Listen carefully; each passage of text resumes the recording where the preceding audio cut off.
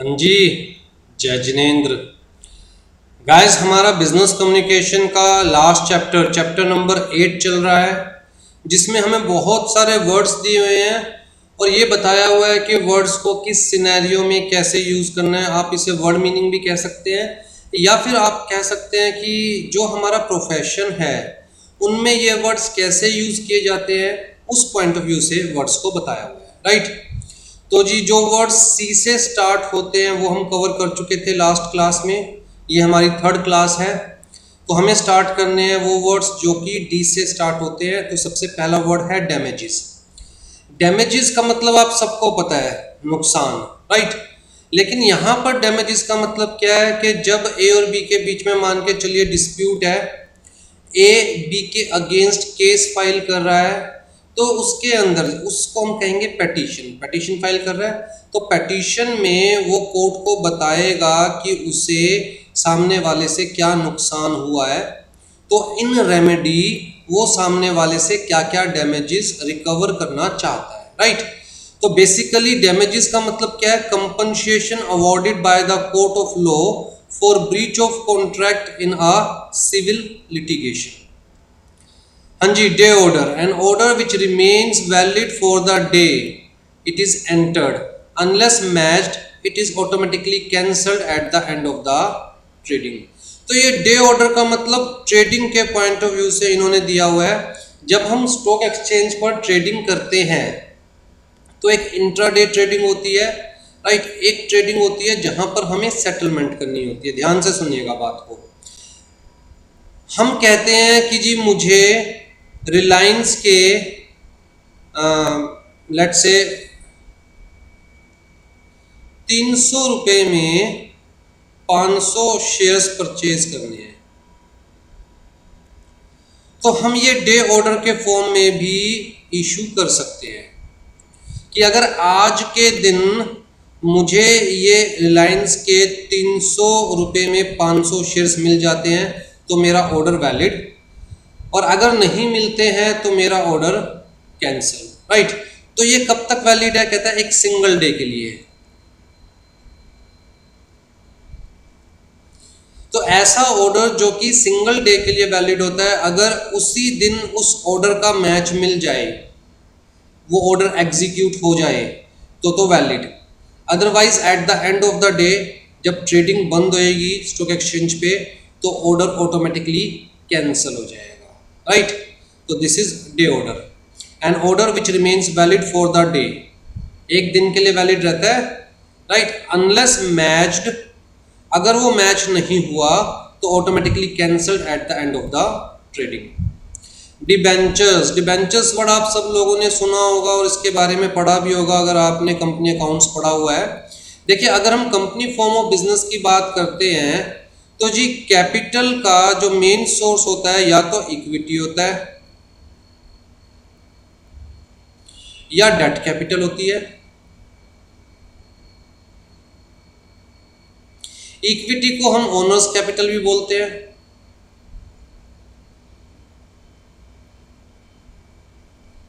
Right. Company form of business में दो तरह की इक्विटी कैपिटल होती है, या तो इक्विटी शेयर्स के फॉर्म में या फिर प्रेफरेंस शेयर्स के फॉर्म में। दोनों ही कैपिटल कंसिडर की जाएगी, दोनों ही इक्विटी कंसिडर की जाएगी। राइट। इक्विटी शेयर्स भी ओनर्स कैपिटल कंसिडर की जाती है, प्रेफरेंस शेयर्स भी ओनर्स कैपिटल कंसिडर की जाती है। डेट कैपिटल के पॉइंट ऑफ व्यू से बात करें तो कंपनी या तो इंस्ट्रूमेंट इशू करके डेट रेज कर सकती है,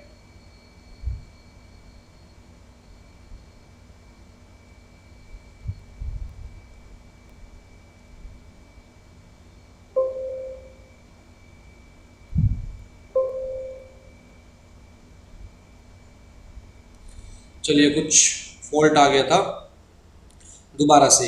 अगर कंपनी फॉर्म ऑफ बिजनेस की बात करें तो जी देखिए, या तो इक्विटी के फॉर्म में कैपिटल रेज की जा सकती है जिसे हम ओनर्स कैपिटल बोलते हैं, या डेट के फॉर्म में कैपिटल रेज की जा सकती है। इक्विटी की फॉर्म में जैसे कि मैं बता चुका हूं, या तो in the form of preference shares या फिर in the form of equity shares. Debt के फॉर्म में कहता है जी या तो in the form of instruments या फिर in the form of borrowings. Instruments का मतलब क्या हुआ, कहता है जी जैसे कि डिबेंचर्स हुए, जैसे कि बॉन्ड्स हुए। मतलब जहां कंपनी एक इंस्ट्रूमेंट इशू कर रही है, कंपनी कह रही है लो जी ये 100 रुपए का इंस्ट्रूमेंट है, 100 रुपए का इंस्ट्रूमेंट है, आप हमारा ये इंस्ट्रूमेंट परचेज कीजिए, तो आपको इस 100 रुपए के ऊपर लेट से 8% इंटरेस्ट मिलेगा। तो अल्टीमेटली कंपनी दे क्या रही है, इंटरेस्ट दे रही है, half yearly interest is payable. इसका मतलब हर हाफ ईयर में 4%, पूरे साल का 8%, तो हर हाफ ईयर में 4% आपको इंटरेस्ट मिलेगा, राइट।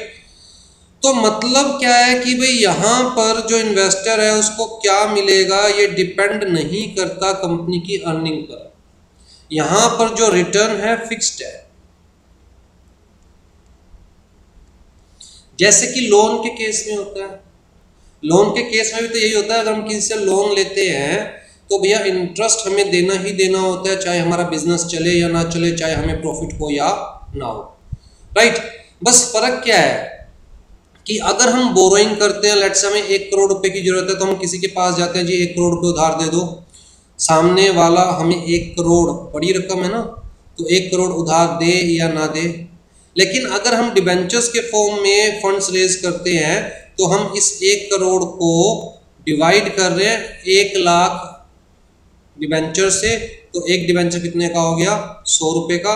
इसका मतलब कि कोई 10 डिबेंचर परचेज करेगा तो उसने 1000 रुपए कंपनी को एक तरह से उधार दे दिया, कोई 20 डिबेंचर परचेज कर रहा है तो उसने कंपनी को 2000 रुपए उधार दे दिया। इसका मतलब कंपनी स्मॉल इन्वेस्टर से भी बड़ी रकम रेज कर सकती है by issuing debt instruments, right. और जो बड़ी रकम रेज कर रही है that is not in the form of capital but in the form of debt, right.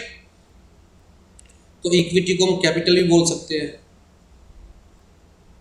तो ये डिबेंचर्स क्या है एक्चुअल में, कहता है इंस्ट्रूमेंट या सिक्योरिटी थ्रू विच कंपनी में बोरो फंड्स फ्रॉम द पब्लिक और public financial institutions on which interest is usually payable on the specified dates and principal amount is repayable on the particular date of redemption of the same। तो मान के चलिए ये जो instrument है जिन्हें हम डिबेंचर बोल रहे हैं, ये 5 इयर्स के लिए इशू किए कंपनी ने, तो इसका मतलब जो ये 100 रुपए है ये तो 5 साल बाद कंपनी वापस देगी, और जो इंटरेस्ट है लेट से हाफ ईयरली कंपनी देती रहेगी इनके ऊपर, राइट। तो मतलब इंटरेस्ट स्पेसिफाइड है, फिक्स्ड है, एक स्पेसिफिक पीरियड पर इंटरेस्ट मिलता रहेगा, और जितने टाइम के लिए डिबेंचर्स इशू किए वो खत्म होने के बाद इन्वेस्टर को उसका प्रिंसिपल अमाउंट भी वापस मिल जाएगा, ठीक है जी। तो जब हम इन्वेस्टर को उसका प्रिंसिपल अमाउंट वापस देते हैं तो हम कहते हैं रिडम्पशन ऑफ डिबेंचर्स, कंपनी ने डिबेंचर्स रिडीम कर दिए, पैसे वापस दे दिए। डेबिट नोट, जैसे हमने क्रेडिट नोट पढ़ा था वैसे ही डेबिट नोट होता है। तो a note sent by the seller to the buyer to ratify an under change in the original invoice, it is in the nature of supplementary invoice, ठीक। तो जो सेलर बायर को दे रहा है कि भैया आपका अकाउंट में इतने और अमाउंट से डेबिट कर रहा हूँ, ठीक है जी। पहले मैंने आपका अकाउंट कम अमाउंट से डेबिट किया था, तो जी मैंने जो ओरिजिनल इनवॉइस बनाया था वो 90 रुपीज़ का बना दिया, जबकि मुझे 100 रुपये का बनाना था। तो जी मैं एक और 10 रुपये का इनवॉइस बना रहा हूँ ताकि 100 रुपये हो जाए पूरा। मतलब जो पहले गलती हुई थी उसको ठीक करते हुए एक और इनवॉइस बना रहा हूँ, 10 रुपये का और बना रहा हूँ, आपके अकाउंट को 10 रुपये से और डेबिट कर रहा हूँ, राइट। तो ये ओरिजिनल इनवॉइस, और ये बेसिकली सप्लीमेंट्री कह सकते हो या एडिशनल इनवॉइस, क्योंकि पहले ओरिजिनल इनवॉइस में हमने अमाउंट कम लिख दिया था। हाँ जी, डेट एंड इक्विटी, तो जी debt plus equity is equal to is the sum of liability plus capital, ठीक। तो this should always be equal to total asset. जैसे कि मैंने आपको बताया कंपनी या तो इक्विटी के फॉर्म में फंड्स रेज करेगी या डेट के फॉर्म में। तो कंपनी के पास जितनी भी एसेट है वो इनका सम टोटल होनी चाहिए। भाई इक्विटी के फॉर्म में 5 लाख रुपए कंपनी ने रेज किए, डेट के फॉर्म में लेट्स से 3 लाख रुपए रेज किए, तो हम यही कहेंगे ना कंपनी के पास टोटल कितने रुपए है, 8 लाख रुपए। या तो 8 लाख रुपए कैश में या 8 लाख रुपए का सामान है कंपनी के पास, या कुछ अमाउंट कैश में कुछ सामान के रूप में, राइट। तो कंपनी की जितनी भी कैपिटल है खुद की प्लस जितनी भी लाइबिलिटी है, तो इक्विटी कैपिटल को रिप्रेजेंट करती है और डेट लाइबिलिटी को रिप्रेजेंट करती है, which shall be equal to the total assets of the company. Debt financing, अब अगर कंपनी डेट के फॉर्म में फंड्स रेज कर रही है तो यहाँ पर डेट फाइनेंसिंग का मतलब क्या हुआ, जैसे मैंने कहा कि भैया या तो इंस्ट्रूमेंट इशू करके डेट रेज कर सकती है कंपनी, या बोरोइंग। तो company directly public financial institution के पास जा रही है या बैंक के पास जा रही है कि जी मुझे 1 करोड़ रुपए की रिक्वायरमेंट है, तो बैंक कंपनी को लोन देगा जिसका अमाउंट फिक्स्ड होगा, इंटरेस्ट फिक्स्ड होगा, रीपेमेंट का ड्यूरेशन फिक्स्ड होगा, या इंस्टॉलमेंट पे देगा कि भैया आप हर महीने हमें इतना पैसा वापस देते रहना। तो दैट इज डेट फाइनेंसिंग, जहाँ पर हम बेसिकली सामने वाले को इंटरेस्ट पे कर रहे हैं, राइट। तो when you borrow money from a lender, let's say bank, and agree to repay the principal with interest in regular payments, तो इंस्टॉलमेंट देते रहते हैं आप, इंस्टॉलमेंट में प्रिंसिपल का भी कुछ पार्ट होता है और इंटरेस्ट का भी कुछ पार्ट होता है। For a specified period of time you are using debt financing, जैसे कि कार का आप लोन लेते हैं तो आपका हर महीने ईएमआई कह लीजिए या फिर इंस्टॉलमेंट कह लीजिए जाती है आपकी हर महीने, राइट। तो जो आपकी जाती है हर महीने इंस्टॉलमेंट, उसके अंदर कुछ पार्ट प्रिंसिपल का भी होता है और कुछ पार्ट इंटरेस्ट का भी होता है। और लेट से 5 साल के लिए आपने अपनी कार को फाइनेंस करवाया है, तो 5 साल आपकी वो इंस्टॉलमेंट जाती रहती है, उसके बाद आपका प्रिंसिपल भी खत्म, इंटरेस्ट भी खत्म, कुछ और नहीं देना बैंक को, राइट। हाँ जी, traditionally it has been the most common form of funding for the small businesses. Debt financing can include borrowing from the bank, business credit card, जो क्रेडिट कार्ड होते हैं वो भी क्या डेट फाइनेंसिंग ही है एक तरह से। अगर हम उस कार्ड को यूज कर रहे हैं तो कायदे से हम क्रेडिट यूज कर रहे हैं। लाइंस ऑफ क्रेडिट है, पर्सनल लोन्स है, मर्चेंट कैश एडवांसेस है, इनवॉइस फाइनेंसिंग है, तो अलग अलग मेथड है डेट फाइनेंसिंग के। This method creates a debt that must be repaid but let you maintain sole control of your business. देखिए डेट फाइनेंसिंग का सिर्फ एक ही बेस्ट बेनिफिट है, यहाँ अगर हम इक्विटी रेज कर रहे हैं, कैपिटल के फॉर्म में फंड्स रेज कर रहे हैं, तो हमारी ओनरशिप डाइल्यूट हो रही है। मान के चलो भी मुझे 10 लाख रुपए चाहिए बिजनेस स्टार्ट करने के लिए, मेरे पास 5 लाख रुपए है, तो जी बाकी 5 लाख के लिए मैं किसी को अपना पार्टनर बना लेता हूँ, तो कायदे से 50% का पार्टनर बन के सामने वाला, तो ओनरशिप मेरे हाथ से कितनी चली गई, 50%। लेकिन अगर यही 5 लाख रुपए मैं डेट के फॉर्म में लेता हूँ, उधार के फॉर्म में लेता हूँ, तो भैया सामने वाला मेरा पार्टनर नहीं बना, मतलब बिजनेस में 100% ओनरशिप मेरी है। हाँ, मैंने सामने वाले का 5 लाख रुपए उधार देने हैं। तो इसका सबसे बड़ा बेनिफिट क्या है कि आप अगर डेट के फॉर्म में फंड्स रेज करते हैं तो आप अपने बिजनेस के मालिक है, राइट, आपके पास बिजनेस का कंप्लीट कंट्रोल है।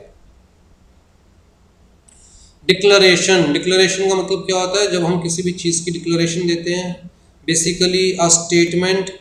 कौन सी स्टेटमेंट, जो हमने बेसिकली कसम नहीं खाई, अनस्वॉन, जहां हम कसम नहीं खा रहे बट हम स्टेटमेंट दे रहे हैं of the facts made by the party to the transaction और by one who has an interest in the facts recounted. तो कुल मिला के एक डिक्लेरेशन दे रहे हैं, जैसे कि मान के चलिए आप कंपनी इनकॉर्पोरेट कर रहे हैं, तो कंपनी इनकॉर्पोरेट करते हुए आपको डिक्लेरेशन देनी होती है कि भैया हमने कंपनीज एक्ट के सारे प्रोविजंस कंप्लाई किए हैं while incorporating the company, right, मतलब हमने लॉ के किसी भी प्रोविजन को नहीं तोड़ा।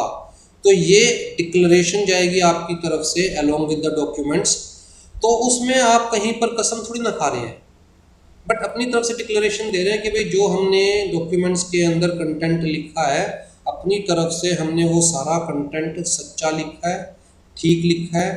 We have given everything true, everything fair, and we have complied with all the provisions of company law. तो ये डिक्लेरेशन है एक तरह से, राइट। तो एक स्टेटमेंट ऑफ फैक्ट दे रहे हैं कि जी जो हमने कहा है वो सच है, हम झूठ नहीं बोल रहे और अपनी तरफ से हमने सच ही कहा है। बस वो अलग बात है कि वहाँ आप कसम नहीं खा रहे, जैसे कोर्ट में तो आप कसम खाते हो बकायदा, मैं गीता की कसम खाता हूँ कि मैं झूठ नहीं बोलूँगा, उस टाइप की कसम नहीं खा रहे। अदरवाइज स्टेटमेंट तो आप दे ही रहे हो कि जी मैंने जो बोला है, जो लिखा है वो सब सच है, राइट। डीड, डीड का मतलब आपने सुना ना, ट्रांसफर डीड के बारे में सुना होगा, प्रॉपर्टी डीड के बारे में सुना होगा। तो कोई भी legal document in writing signed sealed and delivered by one person making the deed, ठीक। तो जैसे आपने विल के बारे में सुना होगा, will is also a deed, एक तरह की। तो डीड का मतलब कोई भी लीगल डॉक्यूमेंट, दो लोगों के बीच में कोई, मतलब जैसे मान के चलिए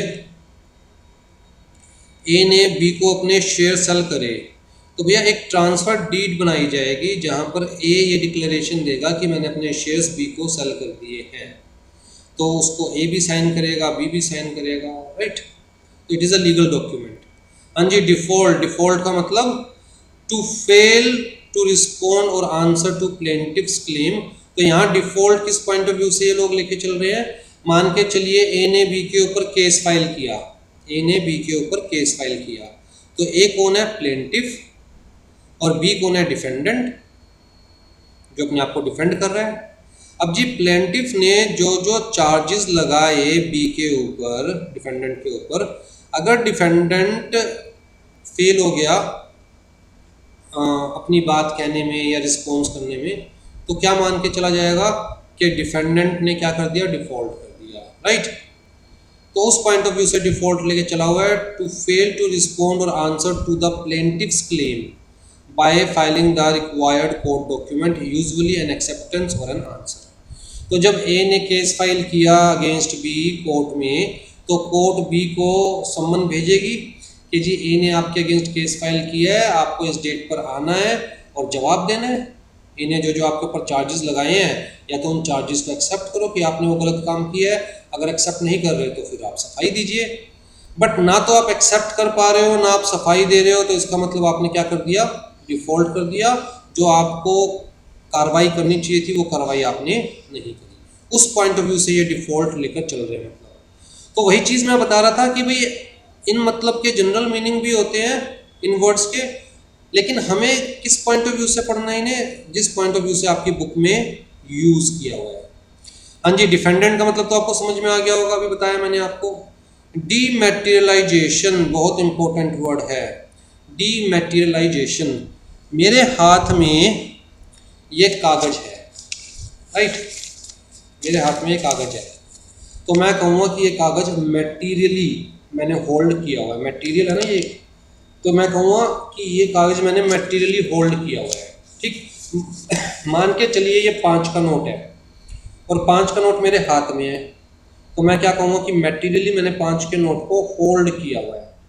लेकिन अगर मैं इसको बैंक में जमा करवा दूँ, तो क्या मेरे हाथ में फिजिकली मटेरियली वो 5 का नोट है? The answer is no.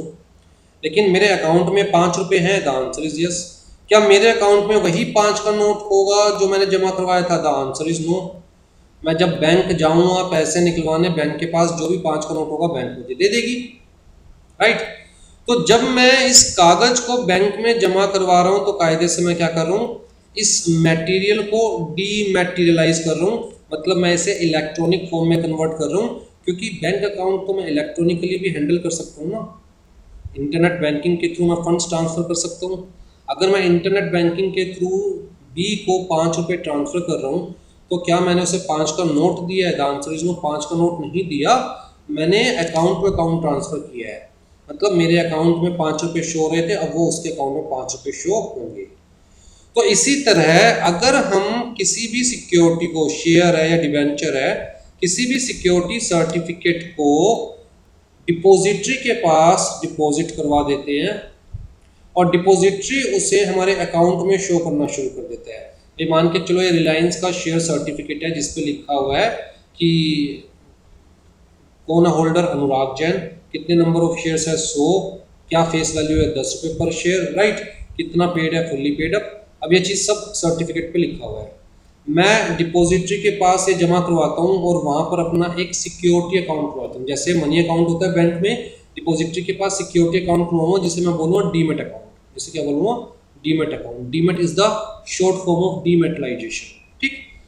तो जी मैं डिपॉजिटरी को अपने सर्टिफिकेट दे दूंगा, जैसे बैंक को मैं नोट दे देता हूँ, और डिपॉजिटरी जितने नंबर ऑफ शेयर्स यहाँ पर लिखे हुए हैं उतने मेरे डीमेट अकाउंट में शो करना शुरू कर देगा, जैसे कि बैंक मेरे अकाउंट में पैसे शो करना शुरू कर देता है। ठीक, तो इस प्रोसेस को बोला जाता है डीमेटलाइजेशन, जहां पर हम फिजिकल सिक्योरिटी को इलेक्ट्रॉनिक फॉर्म में कन्वर्ट कर रहे हैं। फिजिकल सिक्योरिटी मैं सरेंडर कर रहा हूं डिपॉजिटरी को, बदले में डिपॉजिटरी मेरे अकाउंट में वो सिक्योरिटी शो करना शुरू कर देगा। अब मैं जी वो सिक्योरिटीज को इलेक्ट्रॉनिकली ट्रांसफर कर सकता हूँ किसी और के डीमेट अकाउंट में, राइट। तो कन्वर्जन ऑफ डिबेंचर्स, डिबेंचर्स लिखा हुआ है यहाँ, जबकि कोई भी security paper from electronic form, ठीक। तो सिक्योरिटी पेपर और सच एज फिजिकल शेयर्स, उन्होंने अधूरी डेफिनेशन दी हुई है आपकी बुक में। Basically conversion of physical security into electronic form is dematerialisation. Conversion of electronic form into में फिजिकल सिक्योरिटी इज रीमेटलाइजेशन, दोबारा से मेटलाइज करवा लिया। अगर मैं डिपॉजिटरी को कहता हूँ भैया मेरे अकाउंट में जो शेयर्स आप रिफ्लेक्ट कर रहे हैं वो आप खत्म कर दीजिए और मुझे वो शेयर्स फिजिकल फॉर्म में उसका एक सर्टिफिकेट दे दीजिए, तो मतलब मैं दोबारा से इलेक्ट्रॉनिक फॉर्म से फिजिकल फॉर्म में कन्वर्ट करवा लिया अपनी शेयर्स को, तो उसे मैं बोलूँगा रीमेटलाइजेशन, ठीक। डिपॉजिटरी, अब जी डिपॉजिटरी को समझने के लिए थोड़ा सा आप चीज़ों को समझिए। पहले 1992 से पहले सब कुछ फिजिकली चलता था, मतलब अगर ए के पास शेयर्स हैं तो ए के पास एक्चुअल में शेयर सर्टिफिकेट होते थे। शेयर सर्टिफिकेट मतलब एक तरह का कागज जिसके ऊपर कंपनी का नाम लिखा होता था, नेम ऑफ कंपनी, ठीक है। शेयर होल्डर का नाम लिखा होता था, name of share holder, number of shares लिखे होते थे, सीरियल नंबर ऑफ शेयर्स लिखे होते थे, फेस वैल्यू ऑफ शेयर्स लिखी होती थी, कितना पेड अप है कितना नहीं है ये लिखा होता था। तो एक सर्टिफिकेट होता था जो शो करता था कि भैया इन शेयर्स का मालिक कौन है, ए, शेयर होल्डर कौन है, ए, ठीक। तो जी ए अगर बी को ये शेयर सेल करता था तो ए बी को ये सर्टिफिकेट दे देता था, बी ए को पैसे दे देता था। फिर जी बी कंपनी को अप्रोच करता था कि जी जो शेयर्स पहले ए ने परचेज किए हुए थे आपके, मैंने ए से परचेज कर लिए हैं, अब जी इस सर्टिफिकेट को करेक्ट कर दीजिए, जहां शेयर होल्डर का नाम ए लिखा हुआ है वहां पर किसका नाम लिख दीजिए, मेरा नाम लिख दीजिए, और अपने रिकॉर्ड्स में भी ए का नाम हटा के मेरा नाम लिख दीजिए, ठीक है। कंपनी को भी तो पता होना चाहिए ना उसके शेयर्स किसने होल्ड किए हुए हैं, कौन है शेयर होल्डर। तो बी ये सर्टिफिकेट किसको भेजता था, कंपनी को। अब जी इस प्रोसेस में टाइम लगता था, पहले ए सर्टिफिकेट बी को देगा, फिर बी कंपनी को भेजेगा, फिर कंपनी का जो मैनेजमेंट है, जो डिपार्टमेंट है जो शेयर से डील करता है, वो डिपार्टमेंट उसे ठीक करेगा, अपने रिकॉर्ड्स में चेंजेस करेगा। इस सारे प्रोसेस में पता चलता था कि जी लेट से 30 डेज लग गए। तो इसका मतलब बी के हाथ में बी के नाम का सर्टिफिकेट कब आ रहा है, आफ्टर। अब जी बी ने जब शेयर परचेज किया था तो उसका रेट था 200 रुपये, और उसका रेट इंक्रीज होके 15 डेज बाद चला गया था 300 रुपये। बी ये सेल करना चाहता था लेकिन अभी तक बी के हाथ में अपने नाम का सर्टिफिकेट ही नहीं आया था, और जी जब बी के नाम का सर्टिफिकेट आया आफ्टर 30 डेज बी के हाथ में, तो उस शेयर का रेट था 175 रुपीज़।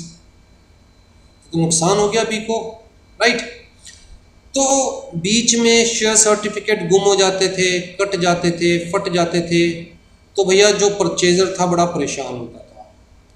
तो गवर्नमेंट ने 1992 में जब सेबी का जन्म हुआ, securities exchange board of India, जब सेबी का जन्म हुआ 1992 में सेबी एक्ट लाया गया, साथ साथ गवर्नमेंट ने कहा, सेबी ने कहा कि भैया ये जो फिजिकल प्रोसेस है ये तो बड़ा ही लेंदी है और बड़ा ही परेशान करने वाला प्रोसेस है, तो आप जो शेयर्स की सेल परचेज है उसे इलेक्ट्रॉनिक कीजिए। शेयर्स की सेल परचेज को आप क्या कीजिए, इलेक्ट्रॉनिक मोड में। इलेक्ट्रॉनिक मोड में करने के लिए भैया फिर शेयर्स का इलेक्ट्रॉनिक अकाउंट भी होना चाहिए,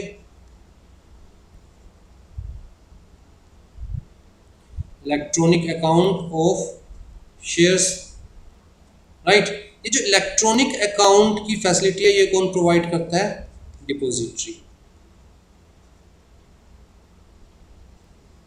ये कौन प्रोवाइड करता है? डिपॉजिटरी।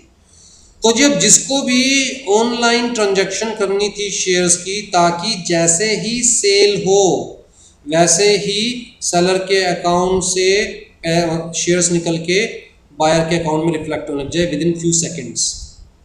30 दिन तो बहुत दूर की बात है, एक दिन भी बहुत दूर की बात है, विद इन फ्यू सेकेंड्स।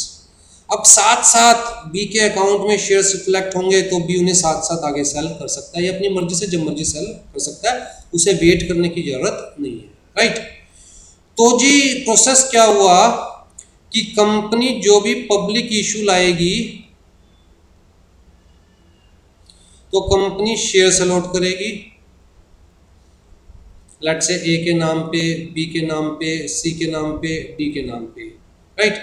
तो कंपनी क्या करेगी? एक लिस्ट तैयार करेगी, लिस्ट ऑफ अलॉटीज,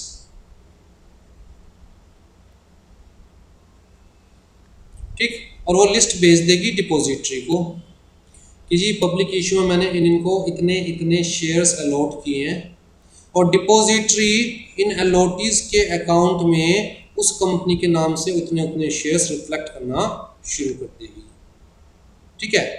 अब जी ये जो अलॉटीज है इनके अकाउंट में शेयर्स रिफ्लेक्ट हो रहे हैं, ये अकाउंट ऑनलाइन हैंडल किया जा सकता है, तो अलॉटीज शेयर्स की ऑनलाइन सेल परचेज कर सकते हैं। और इसी प्रोसेस को बेसिकली डीमेटलाइजेशन कहा जाता है, जहां फिजिकल सिक्योरिटीज को इलेक्ट्रॉनिक फॉर्म में कन्वर्ट किया जाता है, राइट। तो जो काम बेसिकली आरबीआई करता है, जो काम बेसिकली आरबीआई करता है, RBI is banker of bank, वही काम कौन करता है? एक तरह से डिपॉजिटरी। डिपॉजिटरी के पास सारे कंपनीज के अकाउंट्स है और सारे सिक्योरिटी होल्डर्स के अकाउंट है। तो कोई भी कंपनी जब सिक्योरिटी इशू करती है तो डिपॉजिटरी को इंटीमेट कर देती है, भाई मैंने फलाने को इतनी सिक्योरिटीज इशू करी है, डिपॉजिटरी उसके अकाउंट में उतनी सिक्योरिटीज रिफ्लेक्ट करना शुरू कर देता है, और फिर वो जो अलॉटी है या जो बायर है वो अपने उस अकाउंट को ऑनलाइन मैनेज कर सकता है, ऑनलाइन सिक्योरिटीज की ट्रांजैक्शन कर सकता है, ठीक है जी। तो डिपॉजिटरी का मतलब क्या है? A system of organisation which works through registered members called depository participant. अच्छा, जब ये कंसेप्ट लाया गया ना तो सबसे बड़ी दिक्कत क्या थी कि यार एक डिपॉजिटरी और देश में, पूरे देश में कहता है जी लाखों, in fact in crores share holders. भैया एक डिपॉजिटरी सारे शेयर होल्डर्स के अकाउंट ओपन नहीं कर सकता, तो फिर किसी सियाने आदमी ने कहा कि ठीक है डिपॉजिटरी अपनी ब्रांचेस खोल लेगा, जैसे बैंक अपनी ब्रांचेस खोलते हैं, राइट।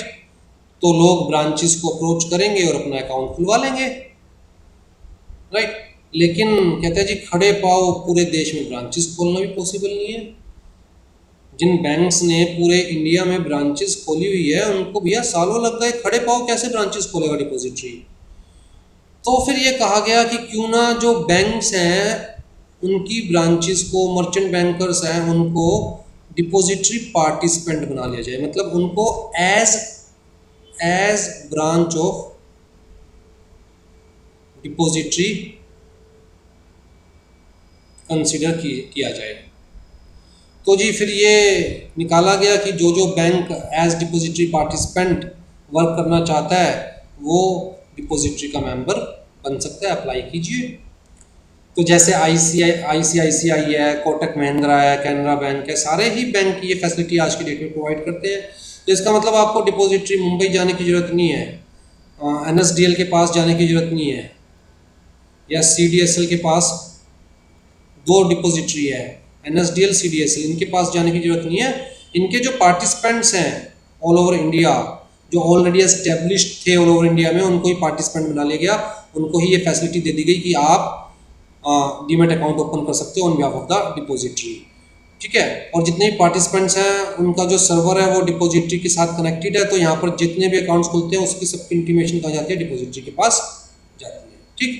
तो बेसिकली डिपॉजिटरी अपने मेंबर मतलब डिपॉजिटरी पार्टिसिपेंट्स के थ्रू वर्क करता है to maintain the record of securities in electronic or dematerialized form. Transaction in such shares are recorded immediately by the depository participants in the account of shareholders who hold shares in the dematerialized form. भाई electronic form में अगर transaction होगी तो but obvious सी बात है immediately, जैसे अगर मैं फंड्स ट्रांसफर कर रहा हूँ इलेक्ट्रॉनिकली तो इमीडिएटली आपके अकाउंट से पैसे कम हो जाते हैं, मेरे अकाउंट में रिफ्लेक्ट करने शुरू कर देते हैं। वही काम सिक्योरिटीज के साथ है। हाँ जी, डेप्रिसिएशन आपको सबको पता है। कोई भी जब एसेट की वैल्यू कम करते हैं, डेप्रिसिएशन का मतलब क्या होता है भैया, एसेट टाइम के साथ साथ पुरानी होती है, उसका यूज़ कम हो जाता है, आउटडेटेड हो जाती है, तो इसलिए उसकी वैल्यू भी धीरे धीरे कम होती जाती है क्योंकि एक टाइम पर आकर एसेट यूजलेस हो जाती है, राइट। तो हमें लगता है 100 रुपये की एसेट है, 10 साल चलने वाली है, तो हम हर साल उसके 10 रुपये कम कर देंगे, तो हर साल 10-10 रुपये कम होते जाएंगे। पहले साल के एंड में उसकी वैल्यू रह गई 90, अगले साल के एंड में वैल्यू रह गई 80, तो ये 10 रुपये क्या है, हम उसे डेप्रिसिएशन प्रोवाइड कर रहे हैं, राइट। तो what is depreciation? fall in the value of fixed या movable asset due to wear and tear or passage of time. Such amount may be written off or provide a replacement through another fund. ठीक, तो depreciation का मतलब आप समझ गए, value कम होना। Derivative markets, अब इस चीज को ध्यान से सुनिएगा। सबसे पहले डेरिवेटिव्स क्या होते हैं? देखो जी, स्टॉक एक्सचेंज है या मैं कहूं सिक्योरिटीज मार्केट, एक ही बात है, ठीक है। बड़ी डायनामिक मार्केट है और यहाँ पर लाखों लोग डेली बेसिस पर शेयर्स परचेज करते हैं, शेयर्स सेल करते हैं, ठीक। हर इंसान की अपनी सोच होती है। किसी को लगता है कि हाँ, इस दुनिया में सब कुछ अच्छा हो रहा है, गवर्नमेंट सारी पॉलिसीज अच्छी ला रही है, इंडिया की ग्रोथ होने वाली है और कंपनीज को बहुत सारा काम मिलने वाला है, बहुत सारा प्रॉफिट जनरेट होने वाला है, तो शेयर्स के रेट भी बढ़ेंगे। इसका मतलब वो बंदा बुल पे बैठा है। किस पे बैठा है? बुल पे, जोश में पूरा, इसे कहते हैं बुलिश पर्सन। वो बंदा किस पे बैठा है? बुल पे बैठा है, ठीक। उसका खून गर्म है, सब कुछ अच्छा होने वाला है, राइट। फिर कुछ ऐसे लोग होते हैं जिन्हें लगता है नहीं भैया, देश का नाश हो रहा है, गवर्नमेंट की सारी पॉलिसीज गलत है, डेवलपमेंट रुक गई है देश की, और कुल मिलाकर देश का बंटाधार होने वाला है और कंपनीज के शेयर्स के रेट गिरेंगे। वो बंदा बियर पे बैठा है, राइट। तो वो बंदा ठंडे खून का है, सब बेकार है, सब मोह माया है, शेयर्स के रेट नीचे जाएंगे। तो ऐसे लोग हमेशा रहते हैं शेयर मार्केट में, सिक्योरिटीज मार्केट में। एक वो जो कि हमेशा सोचते हैं कि शेयर मार्केट ऊपर जाएगी, शेयर्स के रेट ऊपर जाएंगे, और एक वो जो हमेशा सोचते हैं कि भैया सब ठंडा है मामला। कोल्ड ब्लडेड एनिमल होता है ना बियर, इसलिए बियर बोलते हैं इसे, और बुल हॉट ब्लडेड एनिमल होता है, इसलिए जो जोश में उसे बुल कह रहे हैं, जो ठंडा पड़ा उसे बियर कह रहे हैं, ठीक। अब जी, ए है बुलिश पर्सन और बी है बियरिश पर्सन। ए को लगता है कि भैया शेयर मार्केट ऊपर जाने वाली है, तो रिलायंस का जो शेयर आज की डेट में 300 रुपये है, आज की डेट में ए को लगता है आफ्टर 1 मंथ ये कितना हो जाएगा? 400 रुपये। बी बियरिश है, बी को लगता है रिलायंस का जो शेयर 300 रुपये है वो आफ्टर 1 मंथ कितना हो जाएगा? लेट से 250 रुपये, ठीक है।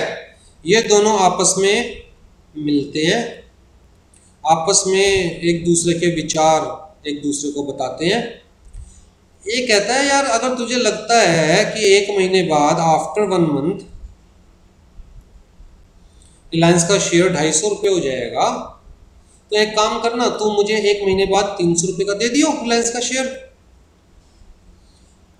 अगर तुझे लगता है कि 250 रुपये रह जाएगा खाली रिलायंस का शेयर, तो मैं 300 में लेने को तैयार हूं, लेकिन आफ्टर 1 मंथ, ठीक है। ए ने ऐसा क्यों कहा? क्योंकि ए ने सोचा आफ्टर 1 मंथ शेयर का रेट ए के अकॉर्डिंग कितना होगा? 400, 300 रुपये में बी से मिलेगा, बाहर की बाहर बेच देगा, 100 रुपये का प्रॉफिट होगा, मतलब अपनी जेब से ना पूंजी लगी ना रिस्क लेना, बार की बार 100 रुपए का प्रॉफिट अर्न कर लेगा। बी सोच रहा है यार सौदा तो बुरा नहीं है, क्योंकि बी को लगता था कि भैया ये तो कितना हो जाएगा 250। तो बी ने सोचा कि 250 का मार्केट से खरीदूंगा, बार की बार ए को 300 रुपए का दे दूंगा और बार की बार 50 रुपए प्रॉफिट अर्न कर लूंगा। तो ए अपनी तरफ से सोच रहा है बिना पूंजी लगाए, बिना इन्वेस्टमेंट के 100 रुपए का प्रॉफिट अर्न कर लूंगा। बी अपनी तरफ से सोच रहा है कि बिना पूंजी लगाए, बिना इन्वेस्टमेंट करे 50 रुपए का प्रॉफिट अर्न कर लूंगा। तो ये दोनों आपस में क्या करते हैं, कॉन्ट्रैक्ट। इस कॉन्ट्रैक्ट के अकॉर्डिंग बी ए को रिलायंस का शेयर 1 महीने बाद, आफ्टर 1 मंथ, कितने का देगा, 300 रुपए का देगा। ठीक है, इस कॉन्ट्रैक्ट का बेस क्या है,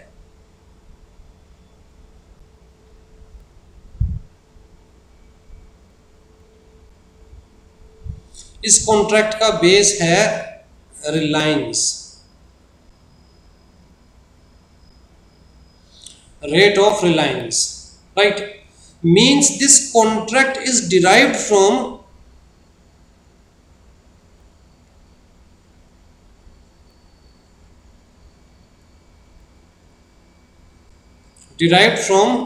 reliance। इसलिए इस कॉन्ट्रैक्ट को हम क्या बोलेंगे, डेरिवेटिव। इस कॉन्ट्रैक्ट को हम क्या बोलेंगे, डेरिवेटिव। तो डेरिवेटिव क्या है, एक तरह का कॉन्ट्रैक्ट है जो अपनी वैल्यू किसी ओरिजिनल सिक्योरिटी से डिराइव करता है, जो अपनी वैल्यू किसी ओरिजिनल सिक्योरिटी से डिराइव करता है, राइट। तो derivative is a contract between two parties, a contract which derives it's value from any original security. ठीक है, अब जी मान के चलो 1 महीने बाद रेट होता है 280 रुपये, रिलायंस का रेट होता है 280 रुपये। तो जी बी 280 का परचेज करेगा और ए को 300 रुपये का दे देगा। तो बी को 20 रुपये का प्रॉफिट हुआ, ए को 20 रुपये का लॉस हुआ, राइट। तो बी ए को बोलेगा यार मैं परचेज करूंगा, तुझे दूंगा, तू मार्केट में सेल करेगा, इससे अच्छा तू 20 रुपये सीधा मुझे दे देना, सेल परचेज के चक्कर में क्यों पड़ना है, तू सीधा 20 रुपये मुझे दे दे। एज पर द कॉन्ट्रैक्ट मैं 20 रुपये प्लस हो, तू 20 रुपये नेगेटिव है मार्केट कंडीशन को देखते हुए, तो तू सीधा 20 रुपये मुझे दे दे। तो इस प्रोसेस को कहते हैं स्क्वेयर ऑफ करना।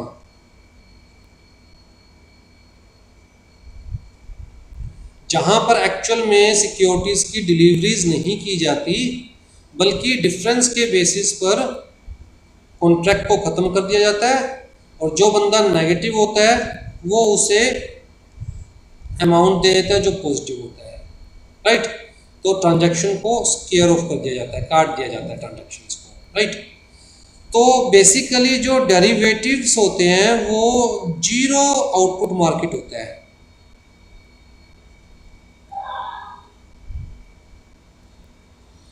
जीरो आउटपुट मार्केट में क्यों कह रहा हूं, क्योंकि देखिए यहां पर बी जितना पॉजिटिव हुआ ए उतना नेगेटिव हो गया। नेट इफेक्ट क्या हुआ,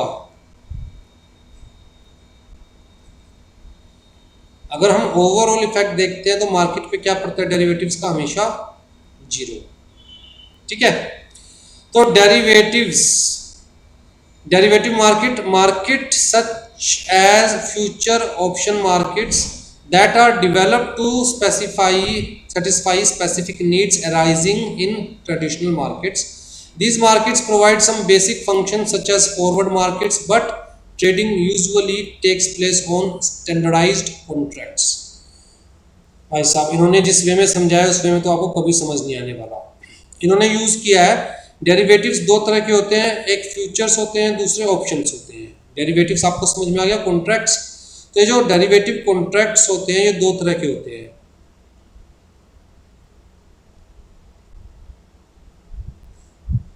फ्यूचर,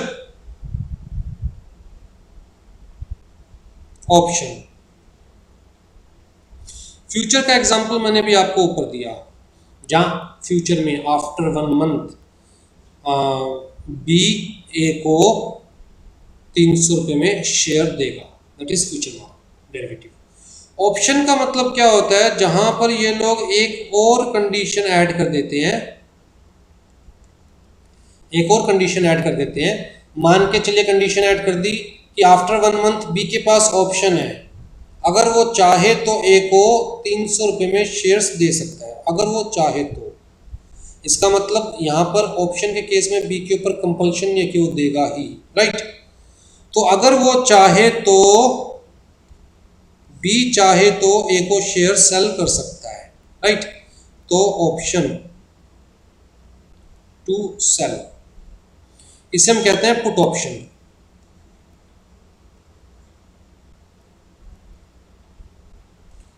या फिर ऐसे भी हो सकता है कि ए के पास ऑप्शन है कि अगर ए चाहे तो बी से 1 मंथ बाद शेयर बाय कर सकता है, ए चाहे तो बी से 1 मंथ के बाद शेयर बाय कर सकता है, अगर ए चाहे तो नहीं करेगा बाय, ऑप्शन है, तो उसे हम कहते हैं कॉल ऑप्शन।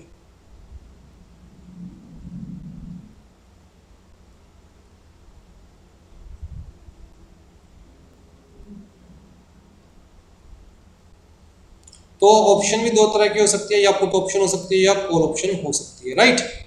अब जी जब हम कह रहे हैं कि ऑप्शन है, बी के पास ऑप्शन है, वो चाहे तो सेल करेगा या चाहे तो नहीं करेगा, तो एडवांटेज किसके पास है, बी के पास एडवांटेज। तो ये कहेगा भैया ये ऑप्शन के नाम का मुझे कुछ ना कुछ ऑप्शन मनी चाहिए, ऑप्शन अमाउंट चाहिए। तो बी कहता है चलो ठीक है 20 रुपीज मैंने आपको दिए ऑप्शन अमाउंट। अब जी ए को 20 रुपये ऑप्शन अमाउंट मिल गया, और बी के पास ऑप्शन है कि वो चाहे तो 1 महीने बाद ए को 300 रुपये में शेयर सेल कर सकता है, चाहे तो नहीं कर सकता। मान के चलो 1 महीने बाद शेयर का रेट है 320 रुपये, 340 रुपये मान लीजिए, ठीक है। अब बी 340 का शेयर परचेज करके ए को 300 रुपये का देगा, तो बी को कितने का लॉस है, 40 रुपये का लॉस है। प्लस बी ऑलरेडी ऑप्शन लेने के नाम का 20 रुपये ए को दे चुका है, तो टोटल लॉस कितने का हो जाएगा, 60 रुपये का। तो यहाँ बी अपना ऑप्शन एक्सरसाइज करेगा, बी करेगा और बी कहेगा कि भैया मुझे शेयर सेल नहीं करनी। तो इस केस में बी को सिर्फ कितने का लॉस होगा, 20 रुपये का। तो ऑप्शन बेसिकली एक तरह से हेजिंग का काम करती है, बचाने का काम करती है। अगर बी को लगेगा कि शेयर का जो रेट है वो 250 रुपये है, तो फिर वो मार्केट से 250 का परचेज करेगा, 300 का ए को दे देगा। तो 250 रुपये उसे मार्केट से लेने पड़े शेयर्स, 20 रुपये उसने ए को दिए थे ऑप्शन के नाम के, उसे एक्चुअल में शेयर्स कितने के पड़े, 270 के। बी को कितने, ए को कितने का देगा, 300 का, तो 30 रुपये बेनिफिट है बी को, राइट। तो ऑप्शन लेकर बेसिकली अपने आप को बहुत बड़े अप डाउन से बचाया जा सकता है, ठीक है।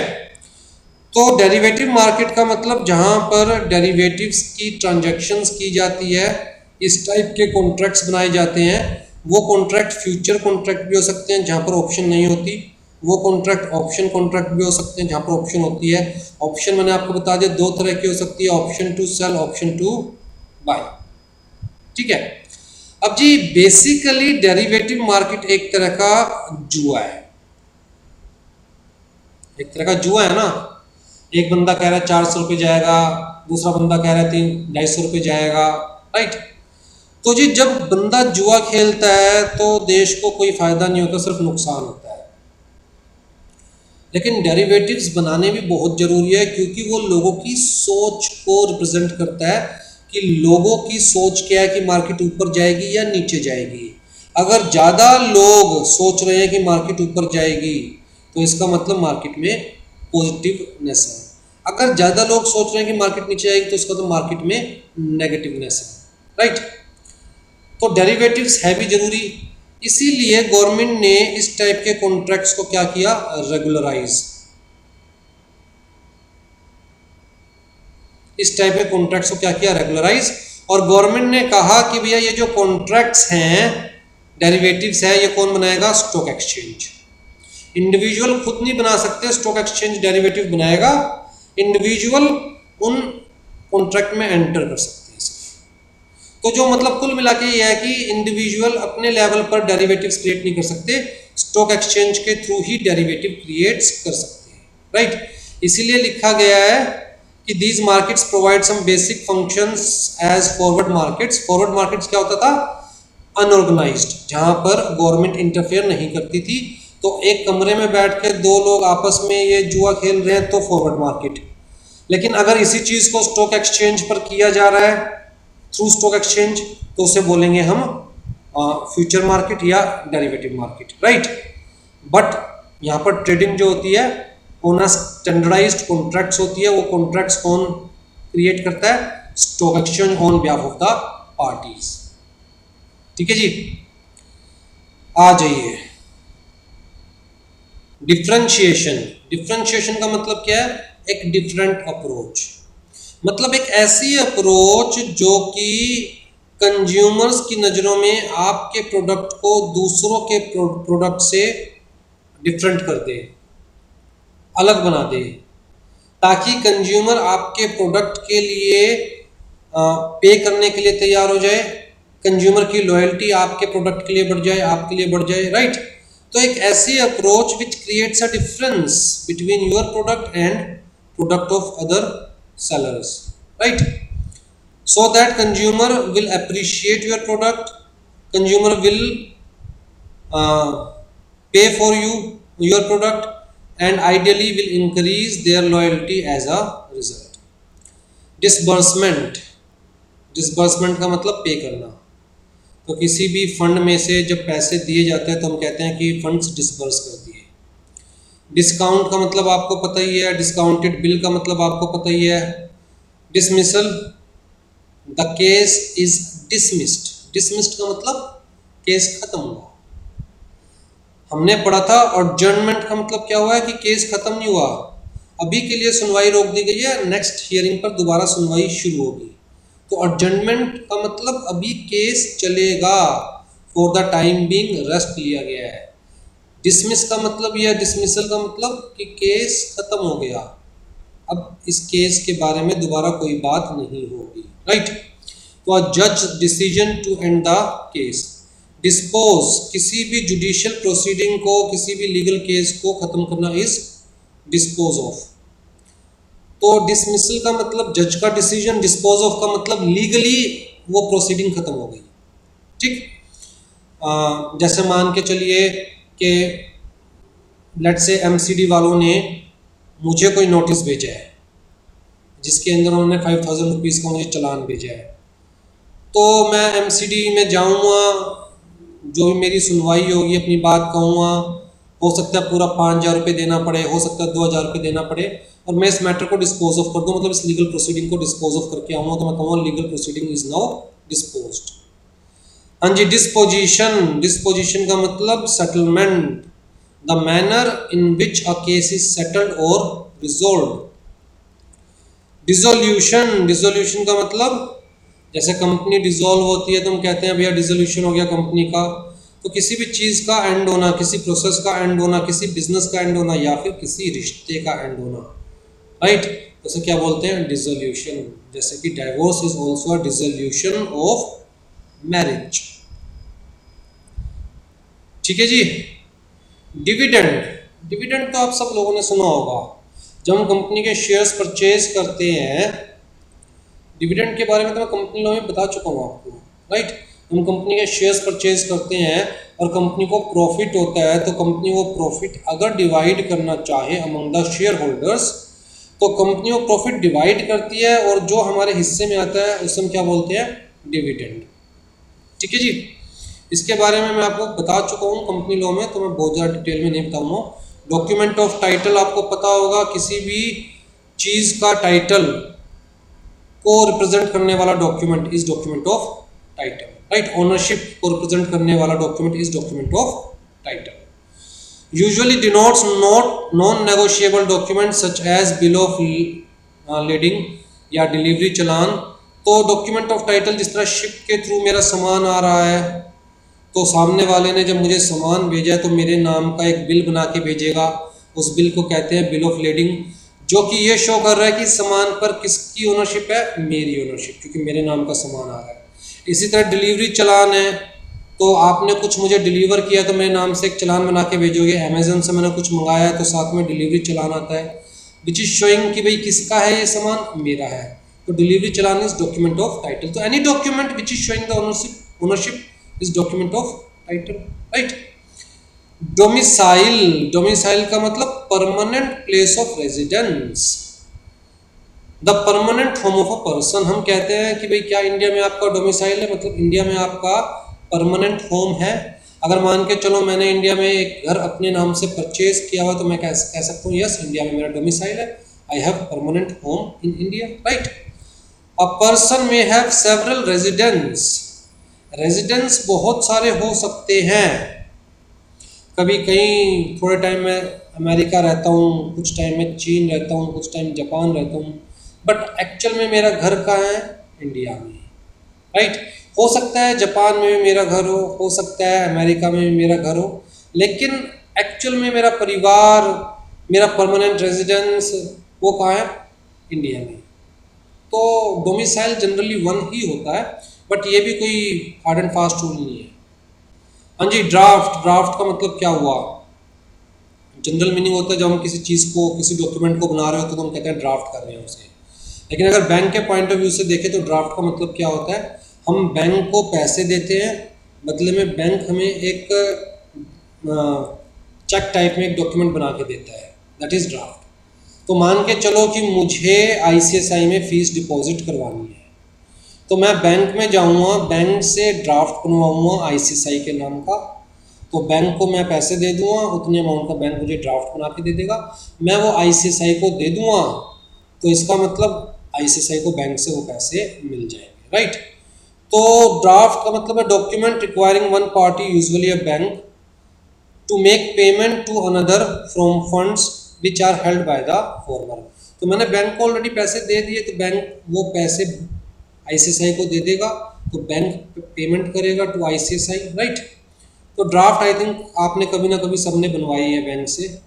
हाँ जी, डंपिंग, डंपिंग का मतलब क्या होता है, जब एक देश दूसरे देश में सामान बहुत कम प्राइस में सेल करने लगता है तो हम कहते हैं कि वो देश अपना सामान दूसरे देश में डंप कर रहा है, ठीक है। जैसे चाइना करता है, इतना सस्ता सामान दूसरे देश में फेंक देगा कि भैया उसी का सामान बिकेगा, किसी और का बिकेगा ही नहीं।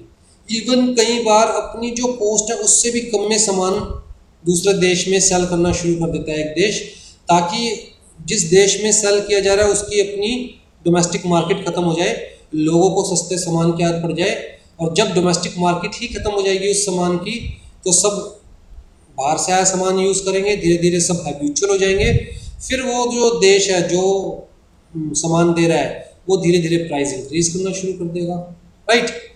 तो डंपिंग का मतलब selling goods in the market usually overseas, मतलब दूसरे देश में at a price well below the cost, cost से भी कम में, usually with the intention to ruin the indigenous, indigenous का मतलब डोमेस्टिक मार्केट या डोमेस्टिक कंपटीशन, खत्म करना, कि भाई एक बार कंपटीशन खत्म हो जाए, इतना सस्ता माल डाल दो इस कंट्री के अंदर, फिर जब कंपटीशन खत्म हो जाएगा, डोमेस्टिक मार्केट खत्म हो जाएगी, फिर अपनी मनमर्जी के रेट लेंगे लोगों से, राइट। दिस इज डंपिंग, ठीक है जी। चलिए नेक्स्ट क्लास में we will start with the honest money, E वाले वर्ड्स कवर करने शुरू करेंगे, ठीक। होपफुली डी वाले वर्ड्स आपको समझ में आ गए सारे। कुछ नहीं समझ में आता तो you can ask me, call करके आप मुझसे पूछ सकते हो। चलिए जी, टेक केयर।